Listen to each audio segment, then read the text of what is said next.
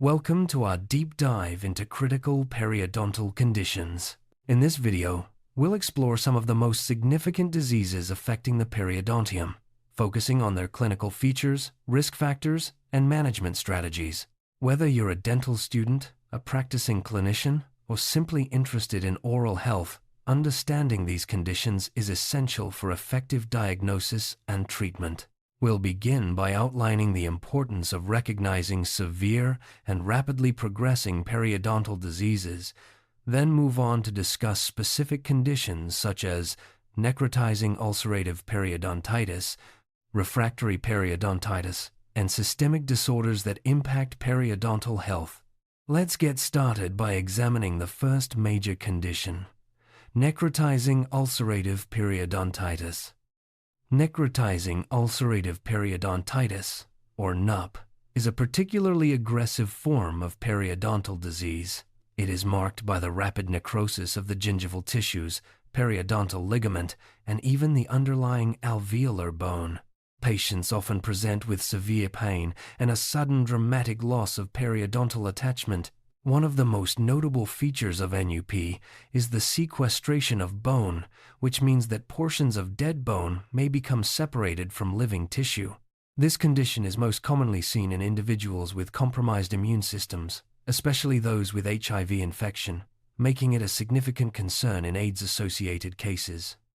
Clinically, NUP presents with some unmistakable signs. Patients typically report intense pain in the affected areas, often making it difficult to eat or even speak comfortably. The gingiva appears ulcerated and necrotic, with a grayish pseudomembrane covering the lesions. Rapid loss of periodontal attachment is a hallmark, and in severe cases, fragments of dead bone may be visible or even expelled. These symptoms can progress quickly, so early recognition and intervention are crucial to prevent further destruction. NUP is strongly associated with systemic conditions that compromise the immune system. The most prominent risk factor is HIV infection, particularly in patients with advanced AIDS. Other contributing factors include malnutrition, stress, and poor oral hygiene. The presence of certain bacterial pathogens also plays a role in the development and severity of NUP. Understanding these risk factors is vital for identifying at-risk patients and implementing preventive strategies. Managing necrotizing ulcerative periodontitis requires a comprehensive approach. The primary steps include local debridement to remove necrotic tissue and reduce bacterial load. Antibiotic therapy is often necessary, especially in immunocompromised patients, to control infection and support healing. Rigorous follow-up is essential to monitor progress and prevent recurrence.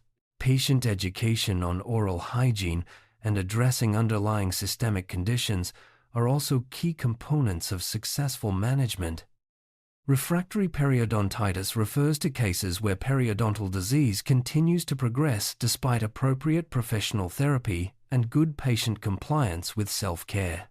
This condition is particularly challenging because it does not respond to standard treatments, indicating the presence of persistent or resistant factors. Understanding the underlying causes is crucial for developing an effective management plan and preventing further periodontal destruction. Several risk factors contribute to the development of refractory periodontitis. The presence of specific pathogenic bacteria, such as Agregatibacter, Actinomycetum comitans, and Porphyromonas gingivalis, is a major factor. Poor oral hygiene and local factors like calculus or defective restorations can also play a role. Additionally, systemic conditions that impair the immune response may make it harder for the body to control periodontal infections, leading to persistent disease. The etiology of refractory periodontitis is multifactorial. In addition to specific bacterial pathogens, genetic predisposition and environmental influences can affect disease progression. Some patients may have an altered immune response that makes them more susceptible to ongoing periodontal breakdown. Identifying these factors through microbial analysis and patient history is essential for tailoring treatment strategies. Managing refractory periodontitis requires a combination of mechanical and pharmacological approaches. Mechanical periodontal therapy, such as scaling and root planing, is essential to disrupt biofilms and remove local irritants.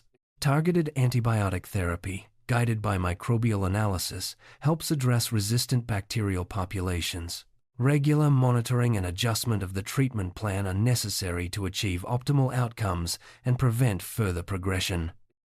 Certain systemic conditions can have a profound impact on periodontal health. These conditions may alter the body's immune response or directly affect the tissues supporting the teeth.